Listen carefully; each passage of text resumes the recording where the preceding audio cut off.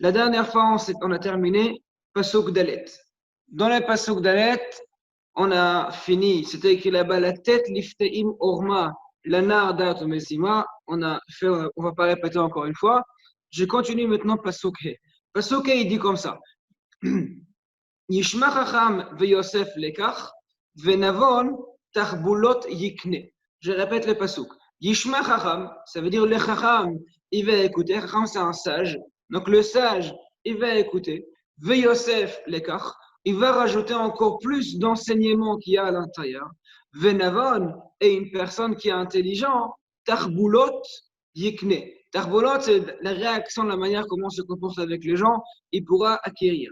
Alors ça, c'est l'explication simple, c'est-à-dire que Shlomo Amelech va nous dire maintenant, l'idée qu'on fait tout ce Sefer Mishlei que Shlomo il a écrit, c'est avec ça le sage, même si déjà il connaît pas mal de choses, malgré ça, il pourra apprendre plus de choses pour se renseigner, pour ramasser encore des enseignements qu'il peut prendre à l'intérieur. Et Navon est une personne qui est encore plus que ça, comme on a parlé déjà il y a quelques jours en arrière, il y a quelques semaines, pardon. On a dit que la bina, c'est la vin d'avar, mitor d'avar. Pas simplement comprendre la réaction simple, c'est comprendre une chose par rapport au deuxième. Ça s'appelle la bina, d'accord? Donc, navon tarbulot yikne. C'est-à-dire une personne qui est navon, qui peut déduire une chose d'autres choses, il pourra apprendre encore plus. Yishma Chacham Yosef Lekach Idirigol Mivina. Aledei Kol Hanal, avec tout ce qu'on a parlé jusqu'à maintenant, Yishma Chacham, le sage, il va entendre, Yosef Od Lekach. Donc il pourra apprendre plus de renseignements. Vechacham, qu'est-ce que c'est le Chacham? Umi Shalamadarbe, c'est une personne qui l'a étudié énormément. Lachanama, Shikach Od Merabota Yosef Chochma. C'est pour cela il a dit qu'il va être enseigné encore plus de ses rabotas, de ses rabbins, et il pourra savoir encore plus de mots de sages. Venavon tarbulot yikne. Venavon, c'est-à-dire un homme vient d'avoir mitor d'avoir. Comme on a dit déjà, yikne tarbulot, comment, dans quelle manière il pourra acquérir encore de tarbulot. Ve'amar yikne, qu'il a avanat davar, tov chaver tov, bichdei lotzi mipiv kol davar. Ve'amuk ne lecha chaver. Alors, on a parlé dans les shurim déjà quand on a fait Masechet Avot, on dit c'est écrit kne lecha chaver. Il faut acheter un ami. C'est quoi acheter un ami? C'est même ça vaut d'investir pour avoir un ami, même si ça me coûte de l'argent, etc. Il faut le faire. Pourquoi? Parce qu'au moment que je m'investis pour essayer d'avoir des amis, mes amis à moi, ils ont la possibilité de m'aider à avancer, de m'aider à être plus correct. Si jamais j'ai fait des erreurs, etc., ils sont là pour me corriger, pour me dire fais attention, là tu t'es trompé, là, etc. Donc, Navon, Tarbolo Techni, une personne qui peut déduire chaque chose pour comprendre qu'est-ce que ça va enchaîner, c'est quoi le processus qui peut commencer par cela, il pourra même acquérir des tarboulotes comme par exemple des Khavertov. Il va comprendre qu'avec un ami à lui, qu'est-ce qui va se passer? J'ai un ami à moi, donc je pars avec lui. Je commence à communiquer avec lui pour lui dire, voilà, il faut faire comme ça, il faut faire comme ça c'est bien, ça c'est pas bien, etc. Ça c'est Navon, Tarbulot, Yikne. Lavin Machalomesa, je continue le Pasuk Vav. Donc le Pasuk, il n'était pas très très compliqué. Donc c'est juste, il a fini tout ce qu'il a parlé jusqu'à maintenant et il a rajouté. Je pense que maintenant, je vais enchaîner quelques psukim rapidement et au moment où on va arriver, Bezrat Hashem, sur des choses encore plus profondes. Lavin Machal ou Melitza, Divrei Hachamim Vechidotam. C'est-à-dire, qu'est-ce que c'est maintenant que le Chacham et les Navon, ils pourront attirer de toutes ces paraboles qui vont nous amener dans Sefer Mishneh? Donc, premièrement, la vin machal ou melitza. Qu'est-ce que c'est machal? Il dit les gars mivina, machal, Torah shebirtav. Pourquoi? Mechane beshem machal, qui est machal tamid mouchan, ou malbouche le dugmato ve'inyan pele. Donc, qu'est-ce que c'est machal? Si maintenant je vous raconte un parabole pour vous dire, pour vous expliquer quelque chose. Donc, le parabole lui-même, il n'a pas de sens. C'est pas que maintenant j'ai besoin de ce parabole pour essayer de profiter pour comprendre le parabole même, jamais de la vie. Quand on raconte une parabole, en fait, c'est pour arriver à expliquer quelque chose qui se cache derrière ce parabole. Donc, les avin machal, ils disent c'est exactement Torah chez Birtav. Pourquoi? Parce qu'on peut lire simplement la Torah chez Birtav. Mais si on va lire simple la Torah chez Birtav, pas toujours on va comprendre ce que la Torah elle veut dire. Par exemple, l'exemple très très connu, la grande marloquette entre le Chachamim et les Karaïm, à partir de quand on doit commencer à faire Sfirat HaOmer. Dans la Torah, c'est écrit Mimachorat HaShabbat, donc c'est-à-dire le lendemain de Shabbat, il faut qu'on commence le compte du Homer. Comme ça, c'est d'après la Torah. D'après les Karaïm, effectivement, il faut commencer Sfirat HaOmer le lendemain de Shabbat. Donc si maintenant on est à Shabbat, on commence Sfirat HaOmer le lendemain de Shabbat. Ça, c'est d'après les Karaïm. Par contre, d'après les Rachamim, c'est pas le lendemain de Shabbat. Parce que pas toujours Yom Tov Rishon chez le Sukkot, chez le Pessah, pardon, il tombe Shabbat. Des fois, il tombe le lundi, des fois le mardi, des fois le mercredi. Donc pendant des années, il y avait une grande dispute, si on peut dire dispute, entre les Karaïm et les Rachamim. Comment on va faire exactement par rapport au Sfirat HaOmer. Donc chaque année, les Karaïm, ils ont essayé d'échanger par force la date de Pessah. Donc comment ils le font, c'est très simple. À l'époque, ce n'était pas avec les calendriers comme aujourd'hui. Il fallait 2 dîmes qui voient la lune. Et s'ils voient la lune, à ce moment-là, on pourrait dire est-ce que c'est Rosh Chodesh ou bien pas encore. Donc, ils ont essayé d'envoyer des dîmes un peu plus tôt pour qu'ils disent voilà, on a vu la lune. Et à ce moment-là, ils calculent pour que Yom Tov Rishon de Pessah, il va tomber Shabbat. Mais normalement, ça n'a pas marché parce que Rabban Gamliel et les autres Khamim, ils ont essayé de bien contrôler, de voir exactement si c'est vrai que le dîme, ils ont vu ou pas la lune. Donc, il y avait des décalages. Si on prend la Torah technique, qu'est-ce qui est écrit dans la Torah Mimachorat à Shabbat. Le lendemain de Shabbat, comme le disent les Karaïm. Mais c'est pas ça que la Torah, elle veut dire. Parce que c'est pas possible. La Torah, elle a exigé aussi que Chag Pessah, ça tombe au milieu du Chodesh Nissan et que ça doit être au début du printemps. Et pas forcément, si on va commencer à jouer avec Rashi Chodeshim, ça va tomber au début du printemps. Donc, ils disent les Chachamim, il faut comprendre qu'est-ce que la Torah elle voulait à l'intérieur. Ça, c'est un exemple qui est connu. On a encore beaucoup d'autres exemples pour essayer de comprendre. Déjà, on commence par ça. Donc, il dit les God Mevila, quand on dit Machal, t'as compris? Ouais? Oui? Quand on dit Machal, donc quand on dit Machal dans le God Mevila, dans le Michelet, pardon, donc Shlomo HaMelech, il voulait nous dire la Torah Shabirtav. וכן דברי תורה שבכתב, הוא מוכן, אך נתלבש בה עניינים פלאים. Et pareil pour la Torah שבכתב. La Torah, elle était écrite claire. Une personne qui prend maintenant la Torah, qui va lire qu'est-ce qui est écrit à l'intérieur, c'est écrit clairement qu'est-ce que la Torah, elle veut. Il y a pas de question à se poser. On comprend très bien qu'est-ce que la Torah, elle veut. Mais malgré ça, si maintenant on va essayer de rentrer plus à l'intérieur, comme tout le monde le sait, il y a 4 explications dans la Torah. Pshat, Remez, Drash, et Sod. Donc, on a 4 parties dans l'explication de la Torah. Et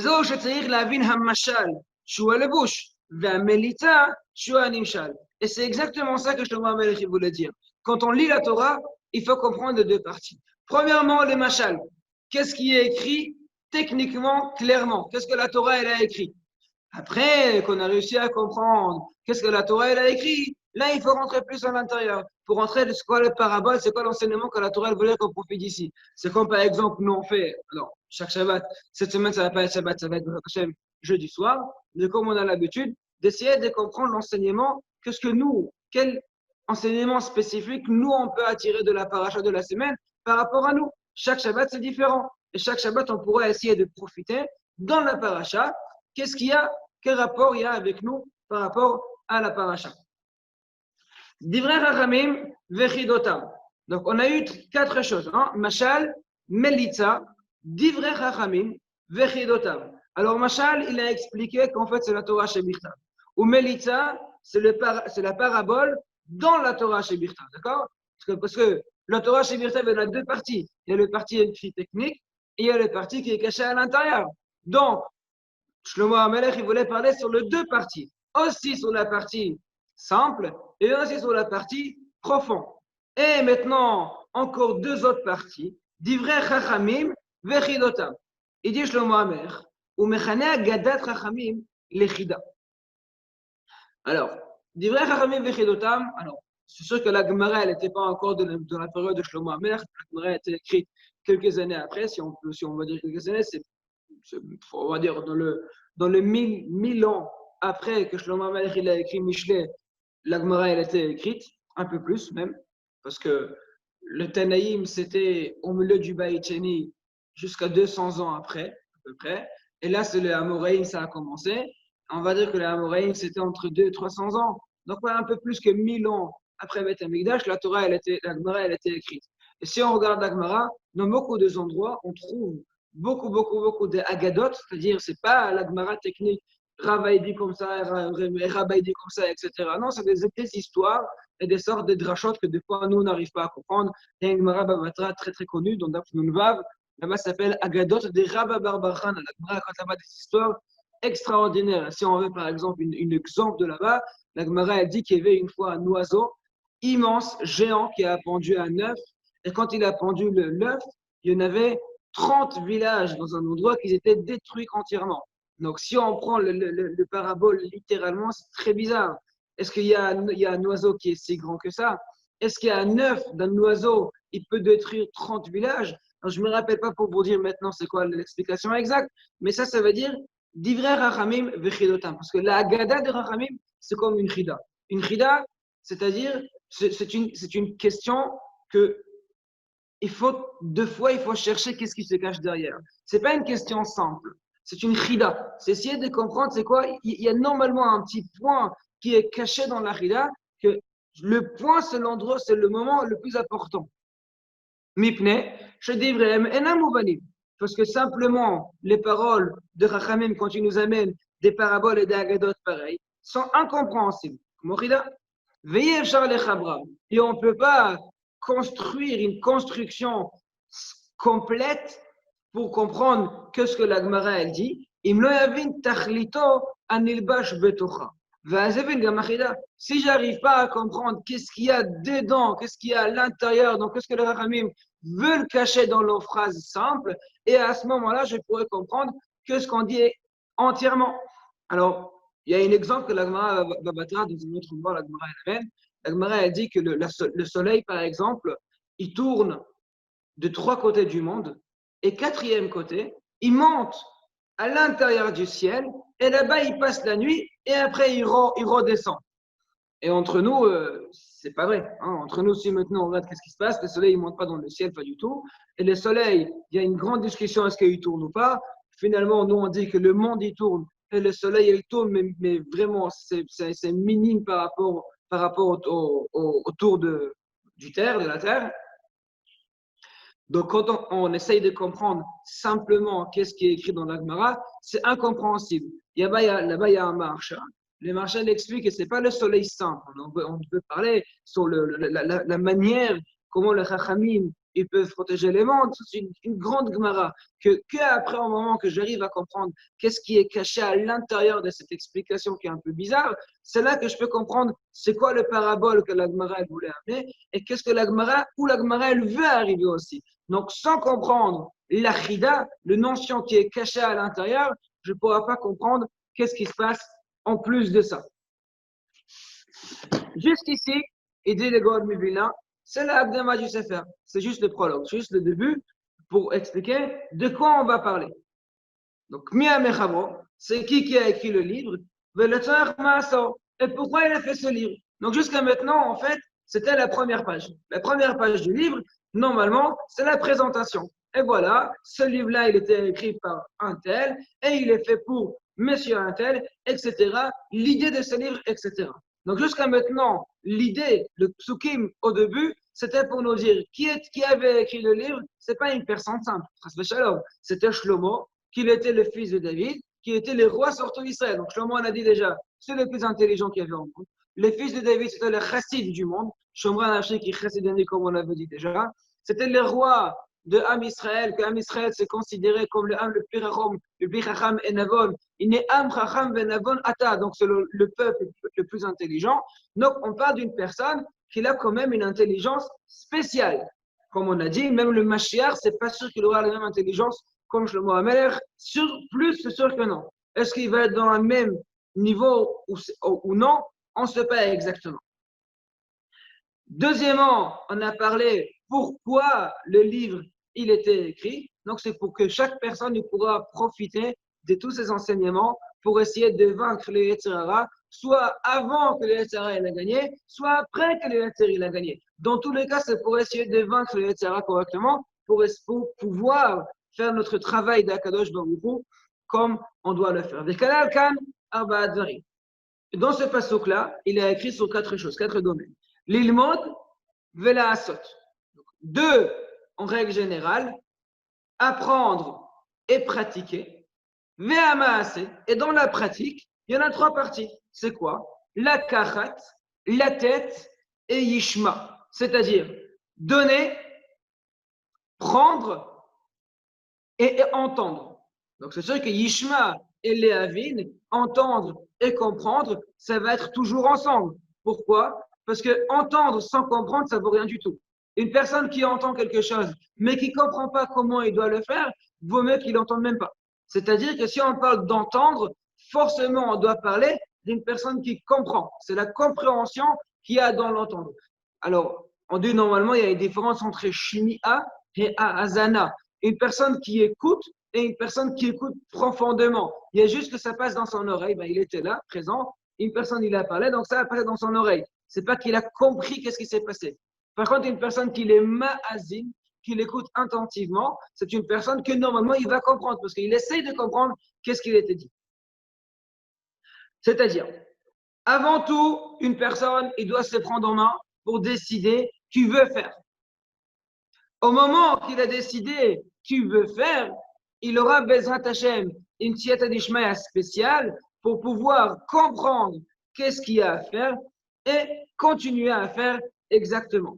Et par la suite, maintenant, le grand Levin, il continue par des choses qui sont un peu plus profondes pour moi, en tout cas. Il parle il fait un calcul combien des individus on a parlé jusqu'à maintenant. Ça fait 15, quand ça fait une référence pour les Shvatim et les Gimelavot.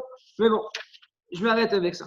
Je continue le pasuk Zaïd. Normalement, d'après les grands Levin, c'est à partir de ce moment-là, le Sefer même, il commence. Le livre de Michelet, maintenant on commence, donc Baruch Hashem, on peut dire que maintenant, à ce moment-là, à cet instant-là, on commence le Sefer Michelet. Yirat Hashem Reshit Da'at, Chochma ou Musar, Evelim Bazu. Ça, c'est un passage qu'on pourra rester là-dessus pendant plusieurs shurim si on en envie. Alors, littéralement, Yirat Hashem, la crainte des dieux, Reshidat, c'est le début de toute compréhension. Chochma ou Moussar, sagesse et remontrance, morale, Evilim, bazou. Alors, Evil, traduction littérale, ça veut dire une personne qui est imbécile. Je ne sais pas forcément qu'est-ce que ça qui veut dire. Evilim, ça veut dire les personnes qui ne sont pas concernées, qui ne sont pas intéressées par le Yir'a de Akadosh Baruch Hu, bazou. Donc, ces personnes-là qui sont des bases, on va dire, s'exterminent de tout ça, ils buzzent, ils s'intéressent même pas à tout cet enseignement. Ça, c'est littéral.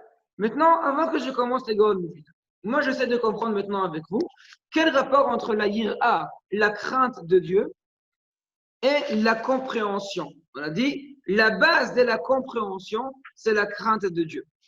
On a parlé dans un des shiurim, je ne me rappelle pas dans quel shiur exactement, on a parlé dans un des shiurim, un petit peu sur les questions sur la Emouna.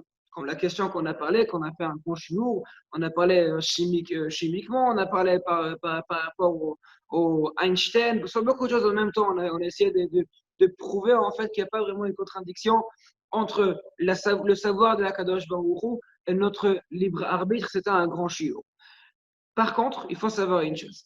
Cette question-là, elle a 2 manières de répondre. Je répète la question rapidement. Tout le monde pose cette question. Comment c'est possible que d'un côté, Hachem, il nous laisse le libre arbitre, il nous laisse choisir exactement qu'est-ce qu'on a envie, c'est-à-dire, si j'ai fait une mitzvah, j'ai des mérites, si j'ai fait une avera, je vais être puni. Et dans l'autre côté, nous tous, on le sait très très bien, qu'Hachem sait déjà qu'est-ce qui va se passer, comme on a dit à Yom Kippour, sauf où m'habite, sauf qu'on la dorote. Donc Hachem, il regarde et il sait qu'est-ce qui va se passer jusqu'à la fin des générations. Donc si Hachem maintenant il sait que je vais faire une avéra, c'est pas moi qui ai fait l'avéra, c'est lui. Parce que finalement, si maintenant je décide de contredire sans savoir, je ne pourrais pas. Parce que si maintenant lui il sait, je ne peux pas faire contre sans savoir. C'est-à-dire que maintenant, je ne peux pas choisir entre le bon et le mal parce qu'il a déjà choisi à ma place. Alors pourquoi maintenant on va me reprocher si jamais j'ai fait une avéra? C'est la question qu'on a posée dans un shiur et on a fait un grand shiur pour expliquer la réponse. Je ne peux pas expliquer maintenant la réponse, parce que ça a pris quand même 1 heure pour l'expliquer correctement. Donc, si celui qui veut regarder, qui regarde un peu en arrière dans la chaîne YouTube, là-bas, on a parlé, je pense que le show, il s'appelle Le libre arbitre, le savoir de Hachem, mais je ne suis pas sûr. En tout cas, avant de poser cette question, il faut comprendre une chose. Il y a le Rambam, le Maïmouni. Le Maïmouni, il écrit Tsarir kol adam, tsarir kol ish Israël, shiyamin veyeda sheyesh borei laolam. La question que je me pose quand je fais ce Rambam, c'est-à-dire que chaque personne d'Israël, il doit savoir et croire qu'il y a un Dieu, qu'il y a un créateur. Et la question que je me pose, il y a une contradiction dans la phrase même. Impossible savoir et croire. Soit je sais, soit je crois. Le deux, ça ne marche pas. C'est-à-dire, une personne, maintenant je regarde dehors, je sais qu'il fait nuit. Pourquoi? Je vois qu'il fait nuit. Donc je sais qu'il fait nuit. Si maintenant quelqu'un va me dire, est-ce que tu crois qu'il fait nuit dehors? Je dis non, je ne crois pas, je sais qu'il fait nuit. Que par contre, si je me retrouve dans un endroit fermé, que je ne sais pas s'il fait nuit ou bien il fait jour, et une personne il va me dire, maintenant je te dis qu'il fait nuit, et je le crois, est-ce que je sais qu'il fait nuit? Non, je ne sais pas, parce que je n'ai pas vu. Je le crois qu'il fait nuit. Donc on apprend avec le Rambam, il faut se décider là. D'après le Rambam, d'un côté il nous dit, il faut croire qu'il y a un Dieu. Dans l'autre côté, le Rambam il va nous dire, il faut savoir qu'il y a un Dieu. Je ne peux pas aussi savoir et aussi croire. C'est pas possible. C'est une mission impossible. Et la réponse, on dit sur le Rambam, chaque personne, selon son niveau, il doit savoir comment le faire. C'est-à-dire, une personne qui cherche à savoir, il a un peu des qualités philosophiques, il cherche un peu les questions philosophiques. Lui, il ne doit pas rester sur la base des savoirs. Il doit croire, il doit chercher. Au moment qu'il cherche, qu'il trouve, il va arriver dans un stade de croyance. Il va arriver dans un stade de savoir, je sais qu'il y a Dieu.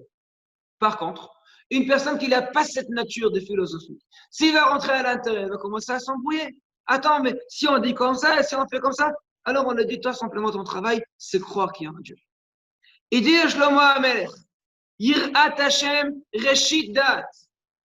Avant de rentrer dans tous ces domaines des questions, il faut savoir une chose. On avait des grands, beaucoup plus grands que nous. Nous, par rapport à eux, la Gemara, elle a dit, Im Rishonim kemalachim, anarnu kebnei Adam. Si les Rishonim, par rapport à eux, si les générations précédentes, c'était comme des anges, nous, on est comme des êtres humains. Et la Gemara, elle continue. Mais si eux, c'est comme des êtres humains, nous, on est des âmes. Alors, qu'est-ce que nous, on va dire? Que nous, ça fait déjà 2000 ans presque, la Gemara, elle était déjà écrite et finie. Et nous, on est beaucoup, beaucoup, beaucoup plus bas. Et malgré ça, avec tout leur savoir, avec toutes leurs connaissances, ils n'ont pas eu un problème avec ces contradictions entre nos actes et le savoir d'Akadosh Baruch Hu. Donc, avant tout, il faut comprendre, Yirat Hashem Reshit Dat. Une personne qui craint Dieu, qu'il a la Yira d'Akadosh Baruch Hu, ça, c'est le début de tout savoir. Pourquoi? J'ai parlé Shabbat, après-midi. Si je ne me trompe pas, j'ai parlé de ce domaine-là entre Mincha et Arvit. Et j'ai posé une question. Parmi tout ce que j'ai dit au milieu, j'ai posé une question. Pourquoi Parashat Bereshit, Chumash Bereshit, donc la première parashat de la Torah, elle commence par la lettre Bet? Pourquoi la Torah, elle ne commence pas par la lettre Aleph? Et c'est ça qu'on peut écrire Amar Hashem Or. Pourquoi on doit écrire Bereshit bara Elohim? Ou bien Elohim Bereshit bara? Pourquoi ça commence par Bet? Et en même temps, j'ai posé aussi la question, celui qui connaît un peu les Gemarot, et celui qui a une Gemara chez lui à la maison, il ouvre la Gemara devant lui, et qu'est-ce qu'il retrouve la première page? Pareil, c'est page Bet. Pourquoi ça commence pas par la page Aleph? Et j'ai répondu, c'est pour dire une chose. Ne crois jamais que tu as fini tout. La base te manque. Le Aleph dans la Torah, t'en as pas. Le Aleph dans la Gemara, t'en as pas non plus. La base te manque. Tout ce que tu te bases maintenant sur les petites choses que tu sais. Mais les choses que tu ne sais pas, tu ne sauras pas. Et seulement avec ton travail et si tu vas avancer dans le service de Dieu, si tu vas avancer dans tes études, si tu vas avancer dans ta manière que tu vas étudier la Torah, peut-être tu auras cette chance de savoir un peu plus. Peut-être, je précise. Yirat Hashem Reshidat. Une personne qui craint Dieu, il comprend que lui, par rapport à Dieu, il est zéro, il est rien du tout. Il est rien du tout. C'est pas que je suis considéré comme quelque chose, la question comme quoi je suis considéré. Non, c'est pas vrai, je suis rien du tout. Si je crains Dieu, c'est-à-dire je peux comprendre sa grandeur, je peux comprendre qu'est-ce que c'est exactement. C'est-à-dire qu'à partir du moment que je comprends qu'est-ce que c'est exactement, je comprends que moi-même, je suis rien à côté de la Kadosh Baruch Hu. C'est ça croire Dieu. C'est ça comprendre c'est quoi ce talent, c'est quoi cette grandeur de la Kadosh Baruch Hu. D'accord? Ça, c'est Reshidat. Seulement une personne qui l'accepte, c'est difficile à accepter, je suis d'accord. Mais seulement une personne qui accepte ça dans sa tête et il comprend que moi, par rapport à Kadosh Baruch Hu, je suis rien du tout, c'est là qu'il peut commencer à comprendre quelque chose. Donc, immédiatement, Chokhmah ou Moussar, parce qu'une personne, qu'est-ce qu'on a dit avant? Da'at, c'est la conséquence après la Chokhmah. Donc, une personne qui n'accepte pas cette base des choses de crainte de Dieu, finalement, c'est une personne qui est évile, c'est un imbécile. C'est un imbécile. Parce que si maintenant il va réfléchir intérieurement, est-ce que c'est possible qu'il n'y ait pas un Dieu dans ce monde? Est-ce que c'est possible qu'il n'y ait pas un Dieu qui gère tout ça? Juste entre nous, hier soir, regardez l'attentat qui s'est passé à Vienne. Alors, hier soir, on était lundi soir. Dimanche soir, dans la place où l'attentat a commencé, donc c'est où il y a la grande synagogue de Vienne, il y a juste à côté un grand restaurant kasher. Dimanche soir, dans ce grand restaurant kasher, à cette heure-ci-là, que l'attentat a commencé hier, il y en avait près de 60 personnes qui étaient en train de dîner. Et comme aujourd'hui, il y avait un reconfinement qui a commencé à Vienne, donc hier soir, le propriétaire du restaurant, il a décidé lui-même de fermer le restaurant, malgré que normalement il devait être ouvert. Maintenant, juste imaginez-vous que les restaurants n'étaient pas fermés à ce moment-là. Qu'est-ce qu'on était en train de faire maintenant? Qu'est-ce qu'on s'est passé hier soir? Une personne qui pense qu'il n'y a pas un Dieu dans ce monde, il est en train de fermer ses yeux. Il ne réfléchit pas plus loin que ça. C'est ça le problème. Une personne qui pense que Dieu n'est pas là, c'est une personne qui ne réfléchit pas.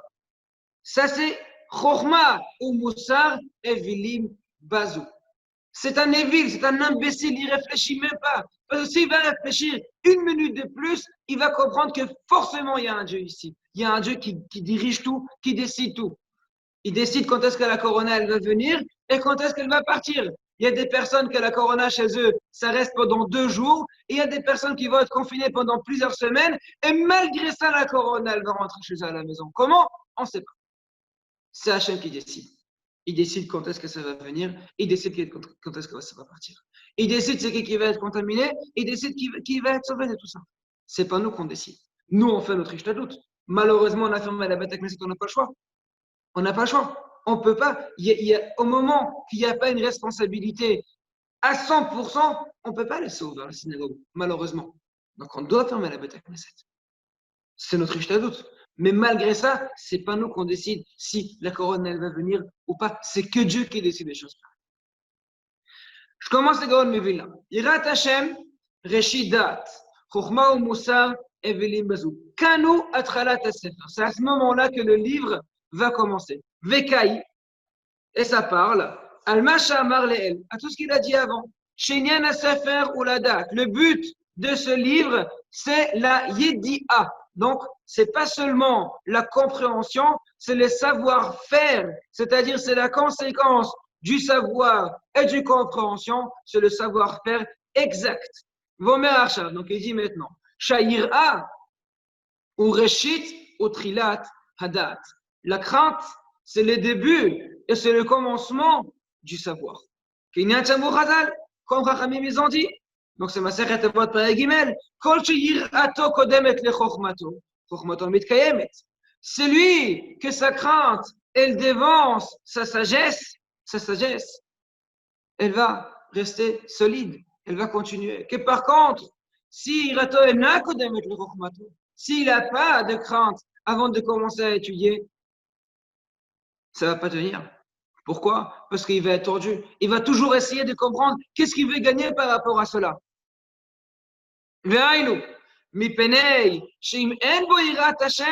Pourquoi? Parce que s'il n'a pas la crainte de Dieu, Azou est vil. Choua pour Ol. Ve'efer ba'alaïra. Donc celui-là, c'est un imbécile. Un imbécile, c'est un traître. Pourquoi? Parce qu'il n'essaye pas de comprendre qu'est-ce qu'il y a plus. Donc il s'en fout de la demande à Kadosh Baruch Hu d'être ici intégré dans son travail. Ve'efer ba'alaïra. Et c'est l'inverse d'une personne qui craint. Ve'evelim, chokhma ou moussar bazoe. Pourquoi un imbécile? La sagesse et le moral, il base, il n'a pas envie. Mipnei, shimesh badam irat Hashem. Parce que si la personne à l'intérieur de lui, il a la crainte de Dieu, donc il mode la date, forcément, qu'est-ce qu'il va faire? Il va aller étudier. Parce qu'il ne sait pas. Il ne sait pas exactement qu'est-ce qu'il faut faire. Il ne sait pas maintenant, est-ce que ce moment qu'il est à la maison tout seul, sans pouvoir prier Béminian, il ne sait pas est-ce que c'est mieux de faire la tuile avant le Netzachama ou après le Netzachama. Il ne sait pas si par exemple, Arvit, il peut le faire avant la nuit ou il faut attendre la nuit pour le faire. Il ne sait pas. Et comment il va savoir? Ben, il va devoir ouvrir des livres. Et s'il va commencer à ouvrir des livres, ou bien on va avoir des questions au rabbin, donc il aura ses réponses. Donc il mode la date. S'il craint Dieu, donc il va essayer de faire tous les mitzvot et averot, de faire les mitzvot et faire attention à averot dans la manière correcte et exacte. Et seulement avec la manière correcte et exacte, il pourra avancer. Et comment il va savoir que de la manière correcte et exacte? Il va poser des questions. Il va chercher les réponses. ודרך האדם כשרוצה את הדבר, ומצאו, חביב עליו, ושמור בה. Et normalement, une personne qui veut quelque chose et qui va chercher l'objet qu'il a envie, il trouve à la fin. Et quand il trouve à la fin, c'est cher pour lui. Pourquoi? Parce qu'il a travaillé pour le trouver. C'est pas quelque chose qu'il a reçu comme un cadeau. Comme quand on reçoit un cadeau. Donc c'est bien, ça fait plaisir, merci beaucoup et tout ça. Mais combien de temps ça reste chez nous? Mais ça va rester un petit peu. Après, on va oublier. Et par contre, c'est quelque chose que j'ai travaillé dessus. Chaque matin, je me suis levé tôt pour avoir. Chaque matin, je me lève à 4 heures du matin, par exemple, pour essayer d'étudier plus de Torah, pour savoir plus la Torah que je vais étudier. Je vais me rappeler toujours, parce que c'est la Torah, elle va être chère pour moi, parce que j'ai travaillé, je suis fatigué pour cette Torah. Aval, imen boirat Hashem. Par contre, si c'est une personne qui n'a pas la crainte de Dieu, venom mitzere minachet, et il s'en fout du Khataïm. Et alors, c'est pas grave. Ici, une fois, j'ai oublié ce Shabbat, j'allumais la lumière, c'est pas grave. Afshalomed kamapamim, lo imtsa. Même s'il va étudier plusieurs fois, il ne va pas trouver. Frère, parce qu'il ne cherche pas. Il ne cherche pas. Une personne qui cherche, il trouve. Mais une personne qui ne cherche pas, il ne trouve pas. Une personne qui a envie de trouver, qui veut s'intégrer, qui veut se protéger, ne pas faire de la vérote, qui veut faire des mitzvot dans la manière correcte et exacte, il va savoir comment le faire. Il va le chercher. Mais une personne qui s'en fout un petit peu, qui dit bon, ça va, alors on roule, si ça marche, sinon c'est pas grave, mais il ne trouvera pas, ça ne marchera pas. Tout dépend de la personne. Si la personne y veut, il arrive. Si la personne n'y veut pas, il n'arrive pas. Pourquoi? Parce qu'il n'est pas en train d'étudier pour savoir qu'est-ce qu'il doit faire attention.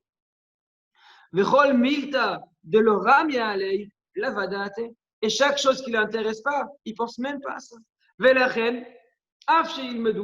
Et c'est pour cela, même s'ils vont étudier le livre des Mishneh qu'on est en train d'étudier maintenant, ou même le Mesilat Yesharim, ou le Ochot Tzadikim, ou le Derech Hashem, ou tous les livres qu'ils vont étudier, malgré qu'ils vont l'étudier, Achokma ou Moussar, Bazou Yetzlam. La Chokma, la sagesse, et le Moussar, le moral, Bazou Yetzlam, ça ne vaut rien pour eux, c'est rien du tout, c'est du bêtise. Velo Ayamit Kayem Bahem, et ça ne va pas rester chez eux. C'est-à-dire, pour faire un petit résumé de tout ce qu'on a dit jusqu'à maintenant, il faut comprendre une chose. Une personne qui veut avancer dans sa vie, une personne qui veut arriver dans un niveau qui est un peu plus élevé, il doit vouloir. Et vouloir, c'est pas, ça veut dire oui, j'ai envie, pourquoi pas, ou si jamais, pourquoi pas, oui, ça peut marcher. Non, c'est pas vouloir ça. Vouloir, ça veut dire que maintenant, je suis prêt à faire tout pour arriver à cela. Je suis quelqu'un qui maintenant, je décide de faire le max possible pour arriver au stade que je veux arriver. C'est seulement une personne pareille qui pourra avancer.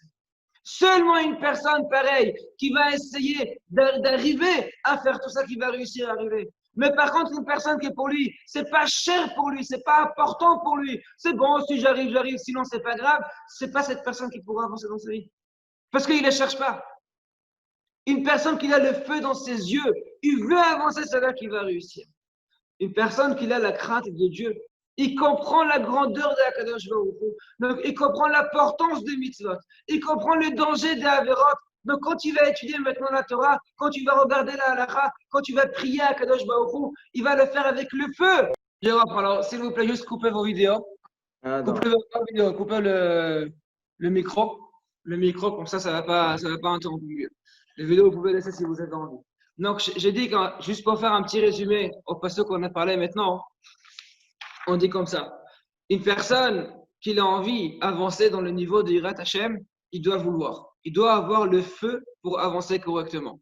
Une personne qui n'a pas de feu à l'intérieur, il ne pourra pas avancer. Et cette idée-là, ce n'est pas seulement ici. C'est déjà, on le prend pour la Torah, c'est sûr. Mais après, cette idée, c'est partout. Une personne qui veut quelque chose, il doit se battre à fond pour l'avoir. Une personne qui ne se bat pas jusqu'au bout, qui ne se pose pas des questions après pourquoi il n'arrive pas, c'est normal. Si on a envie de quelque chose, il faut se battre pour l'avoir. Si on ne se bat pas pour avoir, on n'aura pas non plus. Donc, une personne qui veut avoir quelque chose, il doit se battre jusqu'au bout pour l'avoir. Si on ne se bat pas, on n'aura pas. Ça, c'est Yirat Hashem Reshidat. Chochma ou Moussar, Evelim Bazou. Donc, Yirat Hashem, la crainte de Dieu, Reshidat, c'est la base de tout le savoir et de tout le savoir-faire. Pourquoi? Parce qu'une personne qui veut la crainte de Dieu, qui craint en Dieu, donc il veut faire les mitzvot correctement et faire attention à Avéron dans la meilleure manière, forcément, il va faire attention à lui. S'il va faire attention à lui, il ne va pas tomber dans le piège. Il ne tombera pas dans le piège, il va avancer et il va étudier pour savoir et pour comprendre et il saura et il comprendra comment il faut se comporter. Que par contre, Chochma ou Moussar et Belim Bazou, une personne qui ne s'intéresse pas, il n'a pas envie, ça ne lui intéresse pas vraiment qu'est-ce qui se passe à l'intérieur, à ce moment-là, Chochma ou Moussar et Belim Bazou, même s'il va étudier la Torah, il va étudier la halakha, il ne pourra pas comprendre l'enseignement qu'il y a à l'intérieur parce qu'il n'est pas intéressé de cet enseignement tout simplement. Le prochain passouk, c'est un passouk qui est très connu, le passouk suivant, c'est un passouk qui est très connu. On le dit chaque matin pendant la tfila, les Ashkenaz en tout cas. Shema beni Moussar avicha ve'al titosh Torat imecha. C'est intéressant. Quand on parle du Moussar, on parle du papa. Pardon. Shema beni, écoute mon fils. Rappelez-vous, on a dit que chaque fois qu'on parle de mon fils, c'est une façon souple. C'est comme un papa qui parle avec son fils. C'est une façon sympathique, c'est une façon explicative, pas une façon dure, pas de remontrance. Contraire, expliquer. Shema beni, Moussar avicha.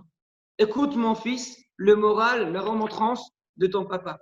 Ve'al titosh, et ne lâche pas la Torah de ta maman. Et la question qu'elle se pose, ça doit être l'inverse. Exactement l'inverse, ça doit être. Le papa, c'est celui qui enseigne la Torah. Et la maman, c'est tel que normalement, dans le remontrance, le moussard, le moral. Le papa, il n'est pas à la maison, il travaille. Une fois par semaine, une à deux fois, jeudi et Shabbat dimanche en France, en Israël, que vendredi Shabbat à peu près. Il est là pour étudier avec son fils. Des fois le soir, de temps en temps, allez. Donc, la Torah, c'est le papa. Que par contre, la maman, constamment, c'est elle qu'elle est à la maison. C'est elle qu'elle fait les remontrances. C'est elle qu'elle explique. C'est elle qui donne le moral pour expliquer correctement comment il faut avancer. C'est elle qui essaie d'éduquer l'enfant correctement. Pourquoi je te m'en vais dit l'inverse? On va essayer de comprendre ensemble. Shema beni Moussar avicha. Il dit, l'igol mevina. Zekai, ça parle. Alma hashamar leman ala avin imre bina. Au début, on a parlé, la avin imre bina, il faut comprendre les paroles de compréhension. Maintenant, il explique qu'est-ce que c'est Imre Bina. Ve'amar sham, Imre, le shon rabim. Le mot Imre, c'est pas écrit une phrase, c'est écrit deux phrases, des paroles en pluriel. Ki Moussar ou besod hadat amechaber chokhma ou bina. Comme on a dit avant. Il y a chokhma d'un côté, il y a bina de l'autre côté, et il y a dat qui fait la liaison entre les deux. La chokhma, c'est juste le savoir. La bina, c'est la compréhension. Et la date, c'est-à-dire, je prends les deux, j'associe les deux ensemble. La sensation, c'est les dates. C'est-à-dire, le savoir-faire dans la meilleure manière exacte, dans la compréhension, ça, c'est les dates. Donc, seulement au moment que la personne il a réussi à associer les deux ensemble, c'est là qu'il est arrivé au date. Moussar avicha, idiligon mivilna, ou Torah shebichta. Vetorah timecha, ou Torah shebealpe. Donc, il explique les Gaon Mevilna. Ne croyez pas que Moussar, c'est la remontrance. Et Torah, c'est la Torah. Non, c'est pas ça. Le Moussar et Gaon Mevilna, c'est la Torah shebichta. Et Torah timecha, ça veut dire Torah shebealpe. Pourquoi? Dans le Moussar, comme on l'a dit juste avant, les Moussar, normalement, c'est un parabole. On l'a dit déjà plus de 10 000 fois. Si maintenant je vais aller chez quelqu'un, je vais commencer à lui dire pourquoi tu as fait ci, pourquoi tu as fait ça, il ne fallait pas faire comme ça, il ne va pas écouter. On voit l'histoire de David Amer.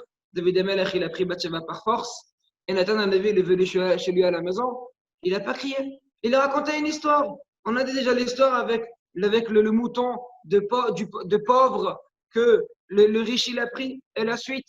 Donc, quand David Amer, il est venu quand Nathan il est venu envers David Amer, il n'a pas commencé à crier. Il a juste raconté un parabole. Et par rapport à ce parabole, David, il a compris tout seul. Moussar Avira, ça veut dire les choses qui ne sont pas forcément complètes. Pas forcément complètes, pas forcément claires.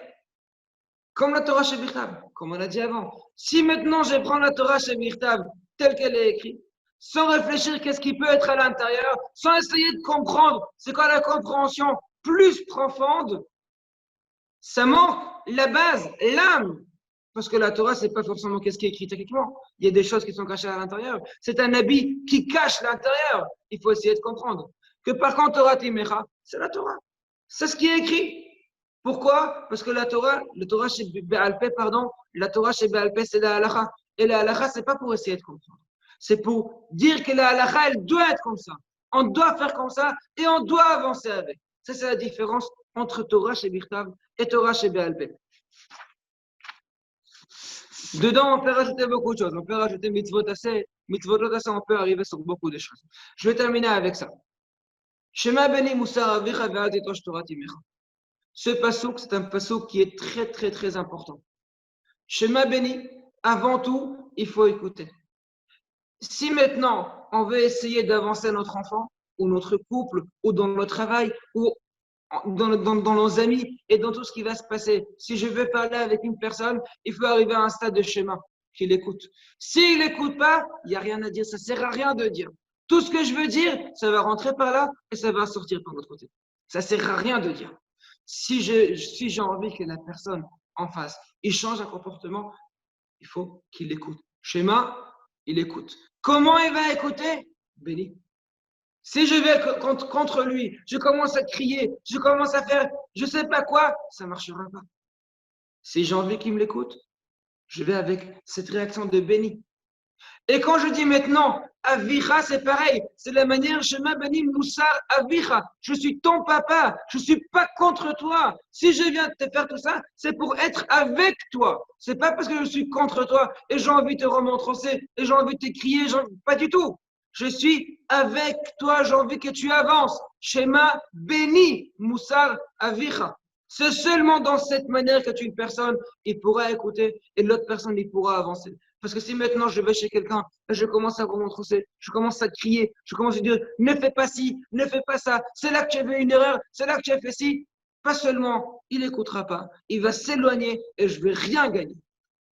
Shema Beni Moussar Avira. Avec cette parole, il faut toujours tenir compte, il faut toujours se rappeler. La base de toutes choses, c'est Shema Beni Moussar Avira. Quand je vais aller parler avec une personne, quand je vais aller parler avec ma femme, quand la femme elle va aller parler avec son mari, quand des parents ils doivent parler avec leurs enfants, quand moi à la yeshiva je dois parler avec mes élèves, quand on veut parler dans le travail avec nos employés, etc. Shema Beni Moussar Avicha, c'est les mots-clés. Shema, avant tout, j'attends qu'il est dans un stade d'écoute. Deuxièmement, je viens vers lui avec Béni, mon fils. Et troisièmement, Moussar Avicha, je suis ton papa. Je ne suis pas là pour être contre toi. Je suis là pour essayer d'avancer. Je suis seulement ici pour être avec toi, pour que tu avances dans la manière efficace, pour que tout sera correct. Shema Béni Moussar Avicha. On va s'arrêter ici. Bezrat Hashem. Jeudi soir, on va faire le shiur le shiur sur la parashat Shavua. Pareil, ça va être vers 20h30. Bezrat Hashem, j'espère bien qu'on va réussir mieux avec le Zoom. J'espère que vous avez bien entendu. S'il y avait un problème, dites-moi après sur le groupe ou en privé. Est-ce qu'il y avait un problème dans le. Non, tout est bien. Eh bien, super. Alors, Bezrat Hashem, moi je vais être ici à la Sina encore une fois.